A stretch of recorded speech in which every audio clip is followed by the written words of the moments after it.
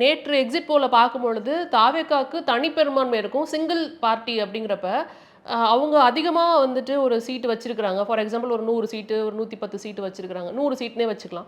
ஆனால் இங்கே கூட்டணியோட இருக்கிறவங்க வந்துட்டு அதை விட கம்மியாவோ ஒரு ஒரு ஒரு சீட்டு முன்ன பின்ன வச்சிருக்கிறாங்கன்னா, ஆளுநர் யாரை வந்து ஆட்சி அமைக்க கூப்பிடுவாரு? இப்படின்ற கேள்விகள் எல்லாம் வந்துட்டு உலா வர நார்மலாக சிங்கிள் லார்ஜஸ்ட் பார்ட்டி இப்போ விஜய் இருக்காருன்னு வைங்க.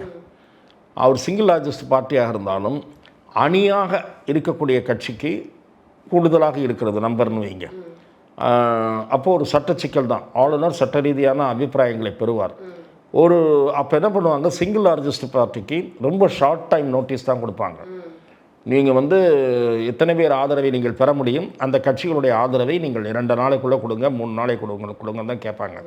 ஏன்னா இன்னொரு கட்சி அணியாக எங்களால் ஆட்சி அமைக்க முடியும் என்று உரிமை கோரி கடிதங்களோடு போய் கொடுத்தால் அதையும் ஆளுநர் அதே வெயிட்டேஜோடு பரிசீலிக்க வேண்டும் என்பதுதான் என்னுடைய பார்வை. இது குறித்து அரசியல் சட்ட நிபுணர்கள் தான் கருத்து கூறுவது பொருத்தமாக இருக்கும். இல்லை, இந்த கேள்வி நியாயமா அப்படிங்கிறது தான். ஏன்னா எனக்கு வந்து ஒரு கேள்வி வந்துட்டு சமூக வலைதளங்களை எழுத பார்க்க முடிஞ்சிச்சு என்னால். ஸோ இப்படி கூட இருக்கா, இப்படி கூட ஒரு வாய்ப்பு இருக்கான்னு தெரிஞ்சுக்கிறதுக்காக தான் உங்க முன்னாடி வைக்கிறேன். இல்லை, நீங்கள் கவலைப்படுகிற மாதிரி அந்த ஒரு சூழல் வருவதற்கான வாய்ப்பு குறைவு.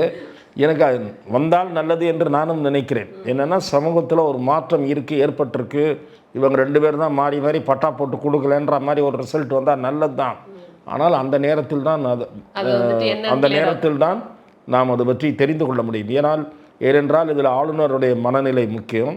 ஆளுநரும் அரசியல் சட்டத்திற்கு உட்பட்டு தான் செயல்பட்டாக வேண்டும். பொது கருத்து குறித்தும் அவர் கவனமாக பார்ப்பார்.